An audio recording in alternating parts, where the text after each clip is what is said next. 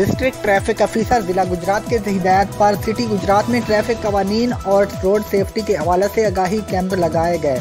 बिलखुसूस side views और back views mirror तकसीम किए गए। मोटरसाइकिल सवार हजरात को हेलमेट पहनने और उनकी आफादियत के बारे में हिदायत भी दी गई। तफसीलात जानते हैं गुजरात से आफ्ताब राठौर की इस रिपोर्ट में। जी, डिस्ट्रिक्ट ट्रैफिक ऑफिसर जिला गुजरात की हदायत पर सिटी गुजरात में ट्रैफिक कवानीन और रोड सेफ्टी के हवाले से आगाही कैंप लगाए गए। बेखसूस साइड व्यू और बैक व्यू मिरर तकसीम किए गए। मोटरसाइकिल सवार हजरात को हेलमेट पहनने और इसकी हिफाजत के बारे में हिदायत दी गई। अलावा अजीज कम उम्र में ड्राइविंग और लाइन लैंड की हिफाजत और अहमियत के बारे में पंफलेट तकसीम किए गए।